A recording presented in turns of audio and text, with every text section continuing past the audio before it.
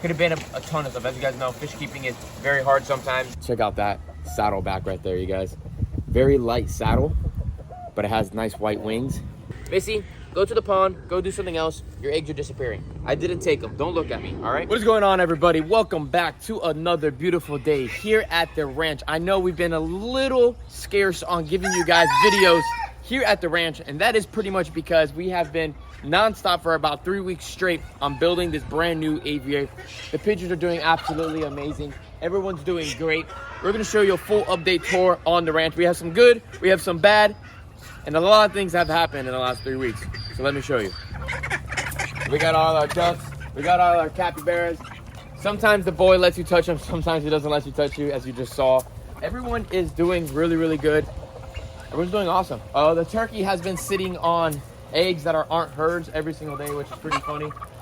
Let's see what else we got going on. You're gonna see the pigeons in a second. Watch the pigeons, they're real funny.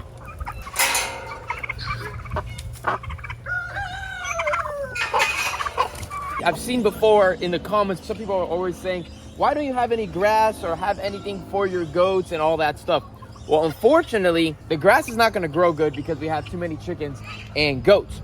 But because we have too many chickens and goats, it's good to not have grass, because if you have grass, your goats are gonna eat the grass, and then there's possibility they're gonna get parasites from the chickens when they poo on the grass. So if there's no food for the goats in their padlock they can only eat the food I give them, so then they won't get any parasites, they won't get sick, and it keeps them 100% more healthier. So that's pretty much the main reason why we don't have grass in here. I'm not trying to put more grass because of that situation. But this area looks good. We've been collecting a crap ton of rocks. Rocks just keep on coming all the time. When the ground just disappears, it just happens. Let's come over here.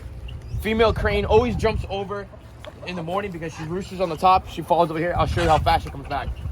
She knows the routine. She does it every single day. Check this out. You know what's funny though?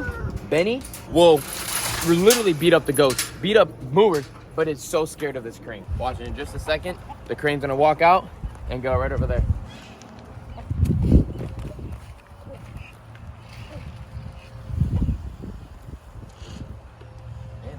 She knows what's up. She knows every time. Look, the pigeons know the routine too. Pigeons are starting to go inside the house because they know they get fed right now. Here they go. Everyone's entering in. We have a ton of pigeons now. I absolutely love my pigeons. They just do their thing, fly around. We have some young ones as well. Some ugly little things, but they're all doing really, really well. Check out that saddle back right there, you guys. Very light saddle, but it has nice white wings. Really gorgeous, gorgeous bird.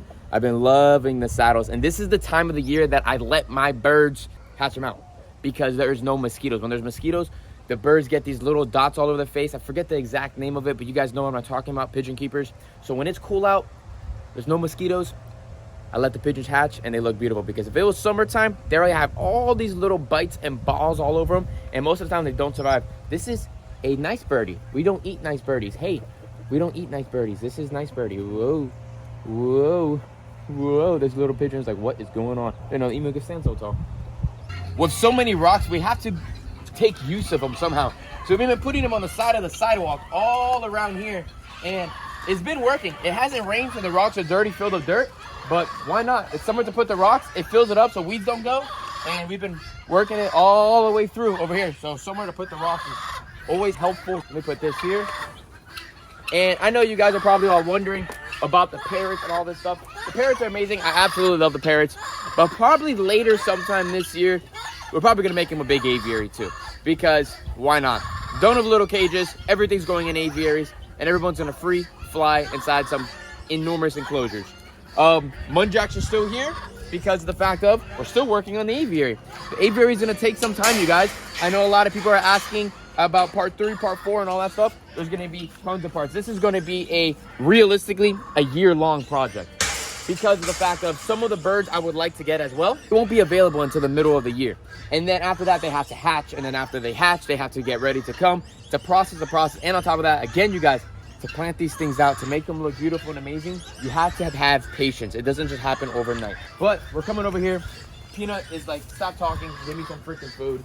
They're going to be able to go enter back inside of the enclosure probably in about 3 weeks to a month without a doubt, because by then we'll be good. But for right now, they've been doing absolutely very well inside of here, just doing their thing. And everybody's all right. They already ate everything. They ate all the browse. At least they haven't killed all of the trees inside of here. That's a plus. So at least the trees are still growing for the cassowary. What's going on here? It's okay, you girls. I'm not chasing you. I don't know why you guys are running. So what happens when you have mother-raised deer and they act like absolutely crazy lunatics. But when you have them in a small pen enclosed like this, it's a lot better because they're not going to be as wild. But there they go. They're eating up now, doing their thing. So the ducks are here greeting us. The white-faced tree ducks. Everyone is just here saying what's up because they are hungry. I always make sure with all of my animals, you guys, I don't put too much food, because if you put too much food and there's food sitting there overnight, that's when the rodents, that's when the predators and all that happens. And we try to prevent that as best as possible so that the ducks only eat what they need to eat, and that is all. So we give them about a scoop and a half every single day, and that's it. Winter time, when it's cool out, we give them a little bit more. But as you can see in this area, there's barely nothing left. That is what I want, because that's just 100 times better. There you go. We drop down the food, and they're all gonna come over here. All the ducks look absolutely amazing. This is gonna be the first year, you guys, that we're gonna actually be able to have this ringtail. For some reason, is actually blind in one eye. Look at it. He can't see. That's why his head is always to the side. He just noticed that I was there, and then he runs off. Very weird. I don't know how that happened, but it sucks. But there's nothing I can do about it. This is gonna be the first year, you guys. Stay tuned. We're gonna be able to let the waterfowl rear their hatchlings in the aviary. It'll be a really cool experience. We're gonna make that follow along. There might be hatchlings right now. We gotta go check it out. Even though I see both males here, so it's probably not, but we can go check it out. Maybe we'll have some babies in there. But before we do that, we have some banana, some apple, some grapes, some blueberries, and a little bit of soft-bill diet. When we get that stuff, we're just switching out our bowls, putting that there, taking this out. We'll take this bowl out. We don't need this anymore in here. We've been patching, taking care of holes all the time, because still, you guys, as much as you clean up, you're still gonna have predators, and the predators, majority of the time, are your squirrels and your rodents. They come, and it just happens. I'm always looking at the enclosure. Back up a tad. Look at this willow tree, growing beautifully. I'm gonna let that grow up another maybe 4 or 5 more feet and let that happen. The green island ficus is looking amazing. This right here is my little hole that I do this to make sure I can find my taracos. I always like to give it a count every single day, but you can see this green island ficus. It is tall. It was probably about almost 4.5 feet now. But we have that one branch growing right there. It's right in the middle of the aviary. I'm gonna let that branch grow straight up and then divide it up so that it turns into a green island ficus tree over the pond, which would be really, really awesome. The water is dropping tremendously all the freaking time because it has not rained for about, I would say, what, 3 weeks now? Yeah. Just about 3 weeks, and the water is just low. It keeps dropping. And that's because this area just doesn't have a liner. It just drops right down. But that just gives the water natural water changes all the time. All right, you guys are gonna look through my phone through the camera. Check that in there, you guys. Ringtail on her nest. There are no babies yet. I think she has about 6 to 8 little eggs inside of there. And we're just gonna let them rear them inside of here. Unfortunately though, you guys, we are going to have to rehome our largemouth bass because, as you guys know, they sell running little ducks at stores for a reason, because bass will eat baby ducklings. And ringtails are one of the smallest species of ducklings we have inside of here, and they are very small. That bass will eat them. So we're gonna find a good home for him because we don't want no more predators inside of our enclosure. The only predators that will be in here will be the tortoises, but if the duckling cannot run off from a tortoise, then I guess that duckling was not supposed to survive. And that's the very truth about that. I just told you guys, I saw the taracos go in there. I don't know if you guys can see them. See them down there? See? They always sit right there on the water's edge, and I've learned that that's a little spot. So I keep this little hole kind of hidden, but enough that I can see them. Always leave bush piles, debris piles in corners, in different spots. Your tortoises love to burrow, love to bury themselves inside of there. The humidity from the decomposing of the plants is so much more hotter than just the open air, and your tortoises love to hide in it. That's what I like to do, little bush piles all around, and the turtles will nest in them, hide in them, and do their thing. So we're not going to talk about the aviary because obviously we're there. Here's Missy. Let me fill you guys in real quick on what the surprise was. Check it out. All right, you guys. So we are building the aviary all around us, and Missy, she has a nest right here where Marty used to live. We're destroying everything, taking away all of the pillars, taking away all the concrete, because we're getting ready to start bringing in new plants for this aviary. But Missy actually laid 5 beautiful eggs. But unfortunately, you guys, Missy doesn't have a boyfriend, so these eggs are completely infertile. There's no reason for her to be sitting on this nest, so I'm not gonna just let her sit here for so long, and then she's gonna go through all of this processing, hoping to hatch eggs, and nothing's gonna happen. So I'm just gonna pull the eggs and just pretty much make it look like a raccoon took the eggs and call it a day. I'm not gonna like break them in front of her, but I'm just gonna take them. I'm gonna show you these beautiful eggs real quick. Missy, go to the pond, go do something else. Your eggs are disappearing. I didn't take them. Don't look at me, all right? All right, Josh, catch them. These are some monster eggs, you guys.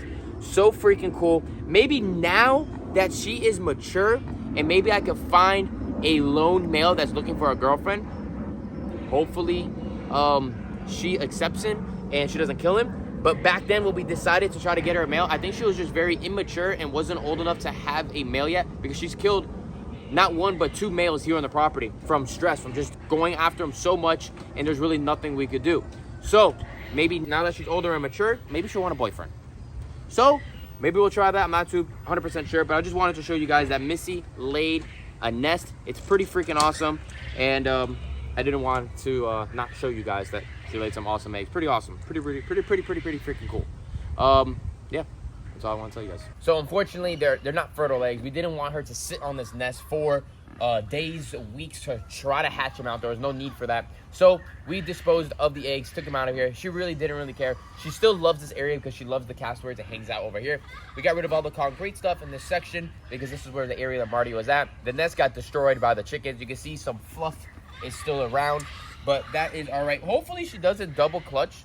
It is possible because in the wild, waterfowl and other species of birds will double clutch to give their species a second chance. So pretty much if the nest gets raided from a fox or raccoon or any kind of predator, they'll find a new nest, re-nest one more time for that season, if it's still early in the season, to have that chance to put more offspring out in the world, or more hatchlings, or whatever you want to call it. But hopefully not, because they're not going to be fertile once again. There's no male. But yeah, that was one of the surprises here on the ranch. Not too sure where Oliver and Callie are at. I think they are inside sleeping right now. But we do have bad news. The bad news we're going to throw you right now. Something unfortunately happened inside of the monster fish tank. I'll throw you guys into that right now. So unfortunately, we had a monster pass away today in the 6,000 gallon fish tank inside of the building. This is our giraffe nose catfish. We've had this male or female for just about, I would say, close to 5 years now since we got our new building, because as you guys know, we had to start a whole entire fish collection. And this was one of the new fish that we got in our collection. But, you know, it lived a real good life. It started from, you know, the 200 gallon fish tank to the pool ponds, and then it lived the rest of its life in a ginormous 6,000 gallon fish tank. And today, we unfortunately found this dude passed away, and don't really know the cause of it whatsoever, but it sucks. And rest in peace, giraffe nose. Maybe we'll get another one in the future. This guy's pretty freaking large. My foot is 12 inches right here, so I would say this guy is about 24 to 26 inches long, which is an absolute beast. Actually, I'm gonna get a measuring tape real quick.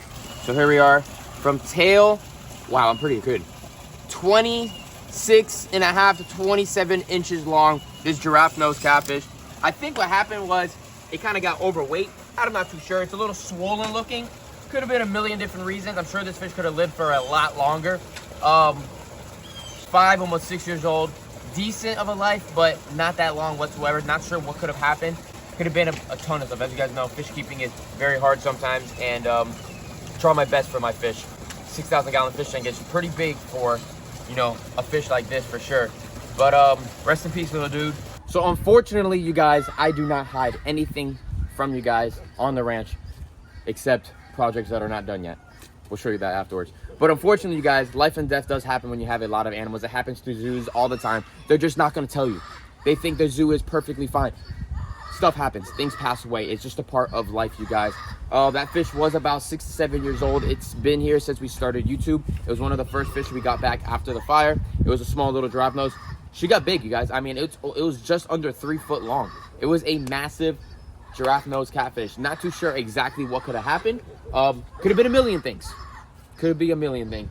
But I just wanted to show you guys that unfortunately the giraffe nose is not here with us right now. And maybe in the future we'll get another one. I do know a couple people did reach out to me saying that they wanted to donate me a couple of giraffe nose. But as of right now, I am not looking for any new fish. I just want to get the fish tank beautiful and nice. And that is pretty much it. But we are here with, what do we name them again? You said it yesterday. I think T-Rex and Rexy? I think it might be Rexy and Rex, but I don't know. T-Rexy. No, I said it. I told you. So this is Cass. Cassowary. Cassowary. That's a funny name, isn't it? No. I think that's hilarious. What do you guys think? Put it down in the comments. T-Rex. No, it's like a dinosaur name Cassowary. from Jurassic I don't know. Whatever. World. Check this out, you guys. Let's go see what they're eating today. Watch out, girls. Watch out, boys. Oh, yeah. All right. So it looks like we have chunks of sweet potato. We got strawberries. We got tomatoes. We got bananas. We got kiwi. We got green apples, red apples, pears, oranges, mango. Am I missing anything?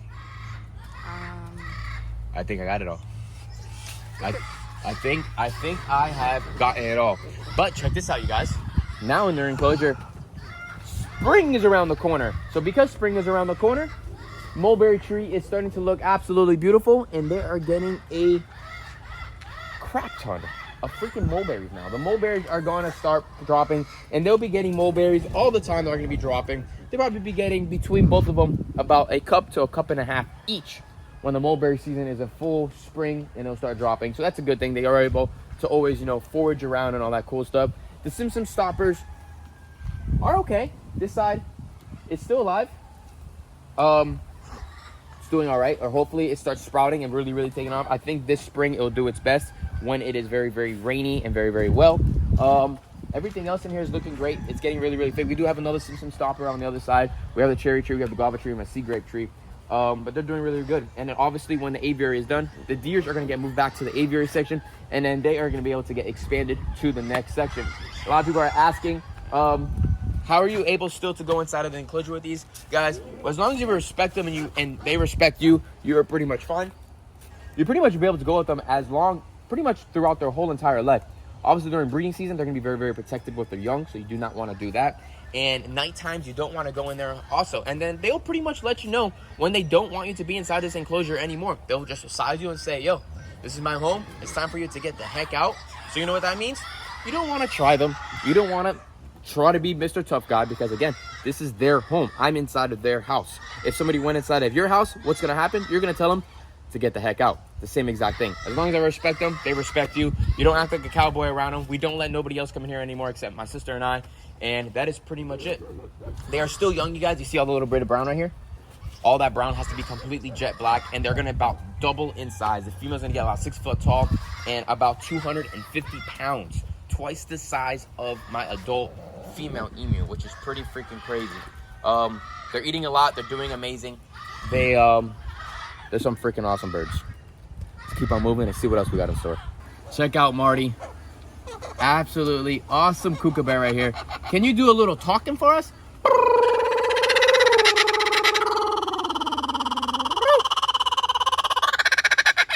Now that was a good laugh, buddy. So for that, you're gonna get one special treat, and actually one of your main parts of your food source. And that right there comes from Blake's Exotic Feeders. But he also gets mice, he also gets chicken hearts and all that cool stuff. But right here, we have a de-thawed, ow, that was my finger! A de-thawed, extra small quail right there. And he absolutely loves those things. A varied diet for all your pets and animals should be one of your main things to do, you guys. So if you guys are looking for the best, guaranteed USA raised quail coming from the ranch to your door next day. We ship out every Tuesdays. Make sure you guys check us out, you guys. You can DM me on Blake's Exotic Feeders on Instagram, and I will be the one actually directly messaging you back. Or you guys can go to Blake'sExoticAnimalRanch.com on the website, and you guys can order from there as well. We ship out every single Tuesday, you guys. So make sure you guys please place your orders before Tuesday so that we can get that order out. And also, if you guys have any questions and you guys do not have Instagram, you guys can email the website, and my sister will answer that email for you as well. But Blake's Exotic Feeders, best quail available at all times. We have button day-olds, so for your small little tree monitors, for your small little corn snakes, for your small, any small little reptile, any small little bird, anything you have, we got it. We are also very, very close. Hopefully in about 2 months, you guys, we're going to be able to be offering bulk sales as well for all your big pet stores, all your big breeders, all your big stuff will be able to happen as well, you guys. Blake's Exotic Feeders, best quail guaranteed. We have from day old all the way to extra large. Make sure you guys go give that Instagram a follow. And I appreciate the support, you guys. Give this video a thumbs up, subscribe to the channel, put your post notifications on. Stay tuned for more videos here at the ranch. We have some crazy things in store for this new aviary. Big announcements coming up. A lot more things to show. I'm excited for the new year. And I'll see you guys in the next one. Peace out, everybody.